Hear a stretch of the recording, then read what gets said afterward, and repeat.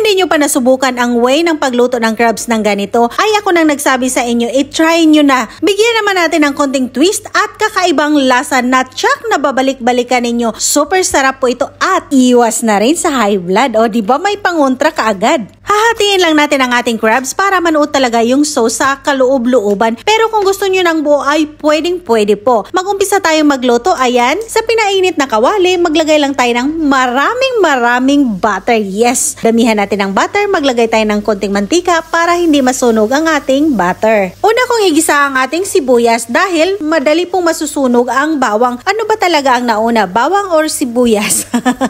Bahala na. Basta magisa ang importante. Pagkatapos natin gisahin ang bawang at sibuyas para may sipa, maglagay tayo ng chili. Naglagay na rin ako ng dried oregano at rosemary pero depende yan sa inyo kung anong klaseng herbs ang gusto ninyo. Then naglagay din ako ng paprika, paminta at ginger powder. At kailangan nga ng mekos-mekos para may banding. Maglagay din tayo ng soy sauce, oyster sauce at para may pula-pula o diba mistisahin, maglagay tayo ng ketchup. At maglagay din tayo ng lemon juice or magpiga tayo ng fresh calamansi, lemon juice or lime para po matanggal po ang langsa ng ating mga nilulutong seafoods at of course, pandagdag lasa. At syempre, huwag kalimutan ng asin kung kailangan. Kung okay na sa inyong panlasa, ilagay na natin ang ating mga crabs. Pagkatapos, ibuhos na rin natin ang ating pineapple juice. Pakuluin lang natin ito hanggat sa maluto or hanggang sa mag-reduce po ang ating sabaw. Ayan, pag nakita nyo na siyang nag-umpisa na siyang mamula, saka na natin ipi-flip from time to time para manuot talaga yung mga sauces natin sa kaloob-looban ng ating crabs. Gagamit lang tayo ng kutsara para makukoat talaga ang ating mga crabs. At syempre, maiwasan din natin ang gasgas ng ating mga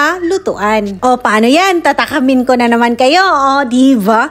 Diba? Ganun lang kasimple at kadali. Naku, Diyos ko po, subukan nyo po ito. Super sarap. Naku, naglalaway ako habang nag-voice over. O siya, huwag nyo kalimutang mag-subscribe sa ating channel, pindutin ang bell at isilik ang all para lagi kang updated sa ating mga video. Dahil pag hindi nyo kiniklik ang select all, hindi po manonotify kayo ni YouTube pag may upload ang Blessed Channel. Stay connected and updated. Please mga people, pa-share po sa ating mga video at pa-comment na rin po kung anong masasabi nyo sa ating video. Lagi po tayong mag-iingat at maraming salamat sa panonood!